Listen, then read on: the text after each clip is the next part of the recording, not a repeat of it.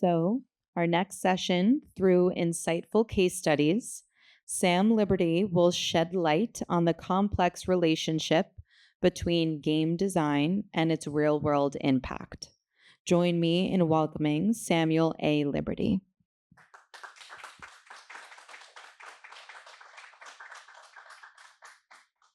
Hey, uh, thanks. Thanks for coming to this. I know I'm programmed opposite Nickelodeon, so you're the real diehards. I mean, you could be hearing about Rugrats and Doug and everything, but you're here, and I appreciate that. So to start, real quick, I just want to ask: have you personally ever played a game that you felt changed you? That changed you in some way, your attitudes, your ideas about how the world works, maybe your character. If you played a game that affected you in that kind of profound way, just give me a thumbs up. Just give me a thumbs up. Okay, so the majority. Okay, so this talk is going to be about how that happened, why that happened, and maybe we'll find that what you think was happening might not be what was happening. Uh, let's find out. So that's me. You can look at me while you look at me. I teach game design at Northeastern. I'm a consultant in applied game design, and I write about this stuff on my blog on Medium. So a lot of these ideas are there already. This is some of my past work. A lot of NGOs, government, some educational institutions. And I also do work for startups, but I'm showing you this not just to give you some insight into kind of where I'm coming from, but also to illustrate a point, which is when I first got into this line of work, one of my colleagues at the Red Cross Climate Center, and you can see their logo up there too, said to me, Sam, every dollar that we spend on designing a game or developing a game is a dollar that we literally could have spent to feed somebody in a crisis zone. So, uh, well, to me, that said, what you make needs to work, right? There needs to be some expectation that it's going to do it at what you say it's going to do, and that's kind of been my obsession since then. Kind of driven me to investigate all of this. So you know all this stuff already. Applied games can be applied in a lot of different ways. Serious games, whatever you want to call them. They can test resilience. They can generate data for a research study, train people for high stakes situations, teach systems, or maybe they're just really great art about a really serious topic. And all of these things are really valuable in and of themselves. But today I'm going to be talking about a very specific kind of applied game, and that is games as a behavioral or attitudinal intervention. Games that actually change people's behavior or change their attitude about a given topic. And the reason that I want to talk about this here is that as we're all talking about these sustainable development goals, what kinds of games are going to help us get there? What do we actually need to do to reach those goals? And to reach them, we're going to need to change people's behavior and change the way they support certain policies, for instance, right? And this is the kind of game that does that. And obviously, these games can be quite powerful, but something that I've noticed is that a lot of these games are based on theory that has not necessarily been proven by evidence. And we're all doing our best out here, right? But uh, there's some of these theories that have never worked get used for too long. These games are also not always measured. When they are measured, they're often measured by somebody else, not the people that made it, long after it was deployed, and then the results vary. So I want to talk about two really important games in the serious game space. Papers, Please is one. The other is Spent. My guess is in this room, most people have played one or the other or both. Papers, Please is a game about immigration. You play as an immigration official, making decisions about who gets to enter and leave the country in kind of like a satirical Soviet state. And I have students who are immigrants. They're here on a student visa at Northeastern, and they tell me how meaningful this game is to them. They say that they feel seen by it, that it really mirrors their experiences, and that it's just a really important part of their kind of like psychic landscape. The designer of Papers, Please commissioned a study on how it affects people's attitudes towards immigration and their support for certain policies. And it's found to not. There's no significant difference in people's attitudes about immigration or immigration policy after playing it. And I know this because a student of mine did a meta study on numerous papers that studied Papers, Please and its impact. Um, and although it is great art, and it's won deservedly like a list of awards longer than my arm, um, the impact is not there, right? Um, I'm not saying it needs to have impact to be valuable, as valuable because it's good art. Another game, Spent, a very widely played applied game, designed by McKinney, an ad agency, to kind of raise awareness and sympathy about people in poverty. And in Spent, you kind of play in the shoes of a person who has lost their job, they're a single parent. There's like an Obama era game, so like the politics of it are very of that era. But it's basically like recognizing that there are there are systemic causes for poverty, not it's not the fault of the person in poverty, right? So, did this game increase empathy for people in poverty? Did it increase people's likelihood to support certain policies? McKinney didn't try to find out, but others have. The results are mixed. There are some studies that say, yes, it did increase empathy a little bit. Nothing really that shows that it changes policy support because the game doesn't really talk about policies, even though that's one of their goals. To well, we should have policy solutions to these systemic problems, right? Some showed a modest boost in empathy. Some show a net negative because people that disagree with the politics of the game actually get worse. But I mean, I think it would be a bridge too far to say the game was harmful, but it wasn't super meaningful in terms of its increase in empathy. Uh, However, in one study, it showed that people that watched people play Spent had a pretty big improvement in empathy, more than the people that played it. That's interesting, right? Why would that be? Uh, so I want to talk about games empathy for a minute because when we talk about changing people's attitudes, often empathy is a good tool for that.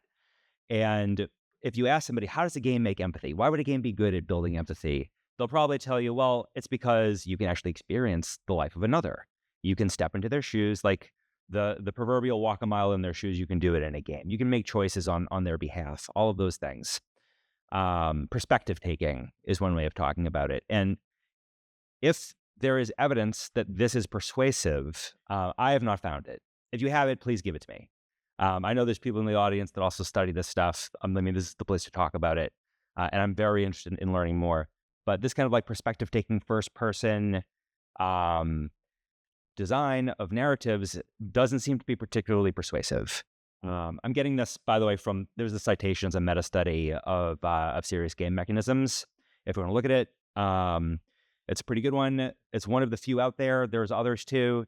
But what is persuasive and what does build empathy in terms of these games is having a relatable character, right? Having a character you can see their face, you can see their expressions. You struggle with them, you feel for them, because that's what empathy is, right? It's feeling for another person. In a first person game, it's you. You can't be empathetic towards yourself, right? It's like, well, what would I do in this situation? Well, I won the game, right? Um, so it's third person superior to first generally for building empathy, according to this research. Um, Stereotyping is actually another good way to build empathy, or maybe the opposite, right? Because people make meaning from games the same way they make meaning from every other piece of media, a movie, a book, comic, whatever. They're a data point in the vast set of data points of how the world works, right? What are people who I don't see very often like? Oh, I don't see them, so I don't know. But I played this game with them in it, so there's a data point, right? Um, so why would you make a video game? One of the hardest things in the world to do, instead of making writing a story or something else, if they make meaning the exact same way? Good question. Maybe there's situations where you shouldn't. But with a video game, you might spend like 40 hours with these characters, right? So the data point might be a little bit bigger. Maybe there's something about play that builds that investment in the characters quicker. I don't know. That's something that we should study. But another thing that games do that movies don't is feedback, right? The power of feedback. And feedback doesn't have to be points or score or whatever. It can be sound, it can be images, anything that feels positive when it happens, or I guess negative when it happens. But the operative thing here is the reward and the feel good moment for doing a thing. And now we're talking about behavior change. So I about I don't know 2/3 through my career, I started working in health. And when you make a health intervention, you you make a therapy, like it actually has to work. You have to prove its efficacy, right? So I start learning about behavioral science. And this is something called the Fogg model of behavioral science. This guy, BJ Fogg, he wrote a book called Tiny Habits. You should read it.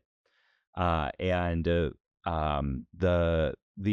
operative thing here is that when you do an action that you want to cement as a repeated behavior, you need to celebrate it. And he has this word called shine for that, but he's not a game designer. What I would call it is fiero.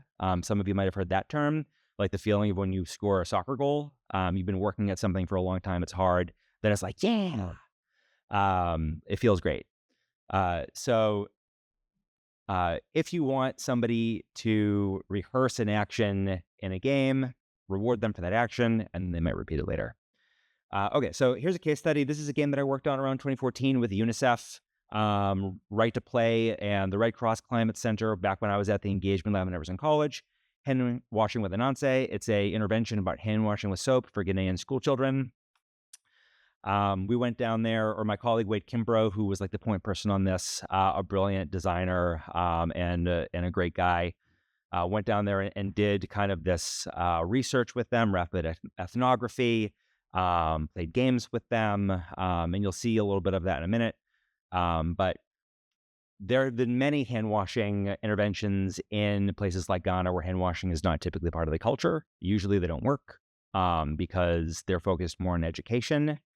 But when you ask, they know, right? They know germ theory. Like they know about germs. They know that you can get sick from them, that washing hands prevents that, but they don't do it anyway. So we went there to find out as part of the design of this game why. And it turns out there's all these cultural reasons and systemic reasons. And how can a game help solve this? A game, no matter how good, is never going to build a hand washing station, but it might remind you to wash your hands when it's time to. So here's a video. I'm going to talk over a little bit of it, but you can kind of watch it as it goes. A little bit more about this process. So one thing that we did there is that we asked them not just what your problems are and why people aren't hand washing, but what are your games? How do you play? And they would give some surprising responses. We would ask, show us your games, and they would dance, or they would sing, or act, right? Things that a game designer in Boston might not think of as a game because it's formally, structurally, doesn't have the parts of a game. And that really made me rethink what a game is, even. And I've really, really broadened out how I think about that. Okay, so this guy, he is a volunteer for Right to Play, and he did a lot of co-design with us. He knew exactly what the kids would want to do, the patterns that they would repeat, and he would live iterate. We would give them games that didn't work, and this guy would redesign them with the kids right then, and then tell us what happened. What's up? Right, and like this is a game you're seeing right now that got scrapped because they didn't get it, they didn't like it, right? This is part of the why game. Oh, sorry, the when game. When do you wash your hands? So we modified a game about dancing to a game about miming hand washing at certain key moments, so you know when. And this is the how game. So we modified a traditional Ghanaian folk game, the stone passing game, and we changed it to select racers. And you'll see in a second. I'll stop talking so you can see this part. That was great. It's not male really.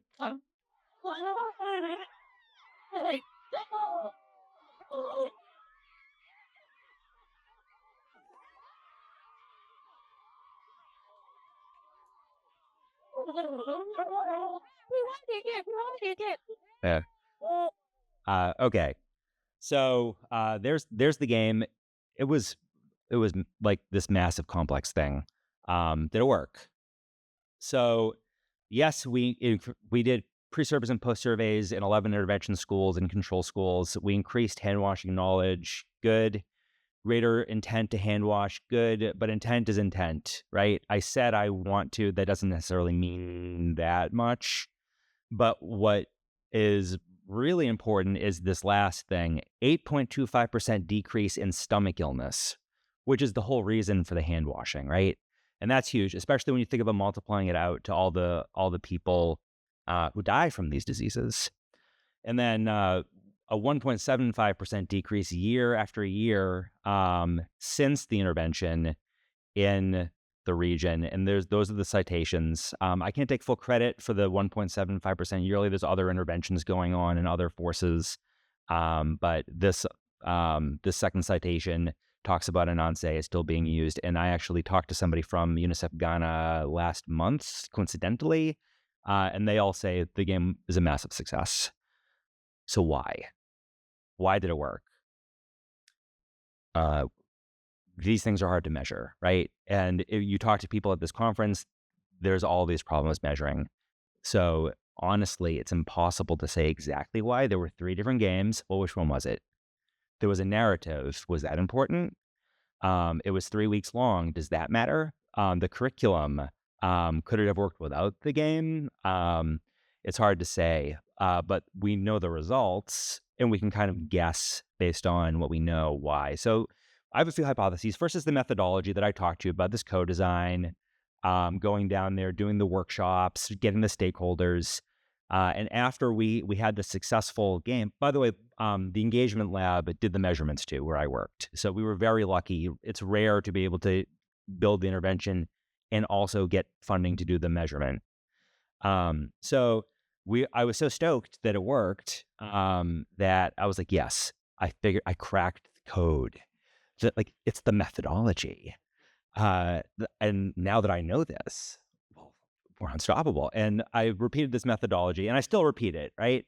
Is because without it, the game might not be used, right? Because the players might not like it, or the people that need to facilitate it might not understand it. Having all the stakeholders there is really, really important. It's just best practice, right?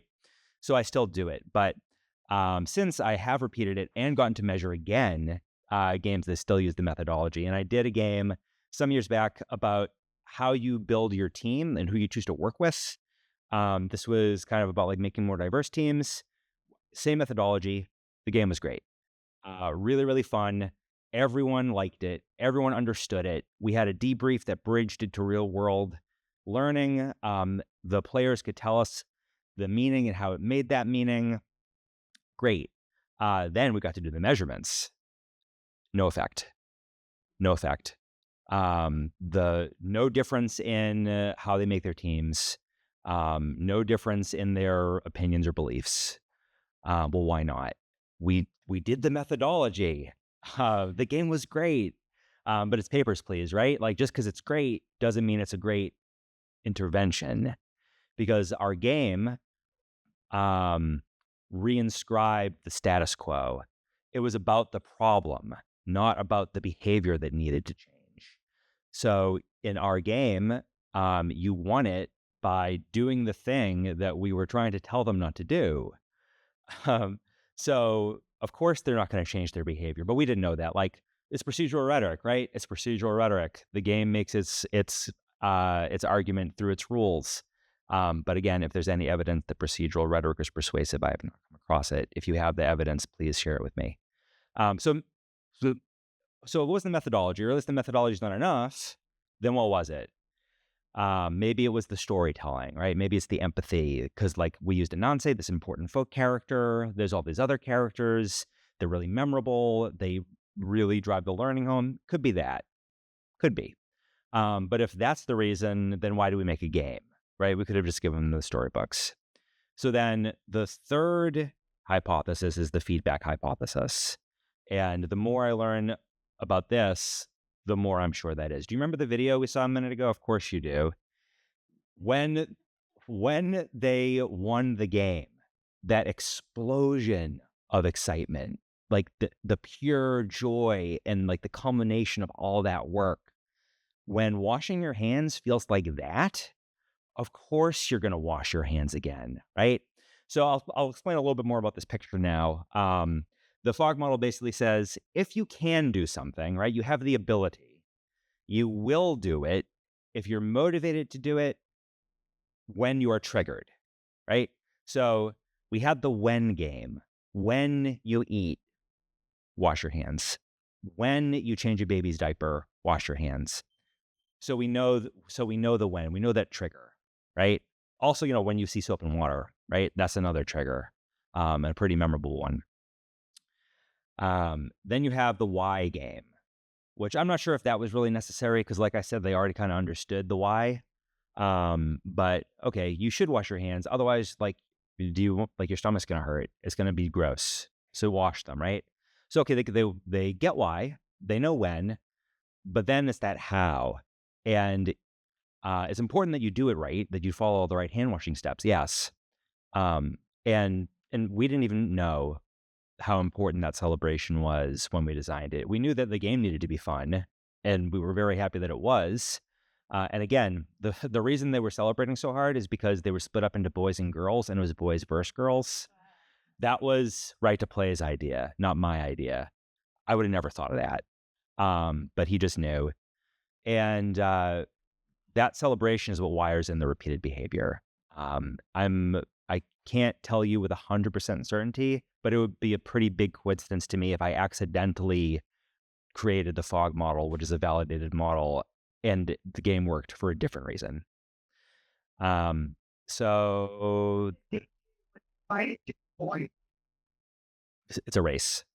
They had to do all the proper hand washing steps in order before the other, and the hand washing station was like 100 feet away. So like you realize it's you, that you're the one that has to wash. You sprint to the hand washing station, follow all the hand washing steps. Will somebody make sure you do them? And then when you finish and put down the soap, or finish like rinsing your hands, you win, right? So it just took the thing that we need them to do anyway and turned that into the object of the game, and like just cranked up like that Fiero. So now whenever I design games now, I think about this, if there were an intervention, that is. And if I could redesign that other game that I was talking about, I would apply this model, and I would be pretty confident that the results would be better too. But that's it. If you want to talk to me more about this, I want to talk to you about this. So please find me.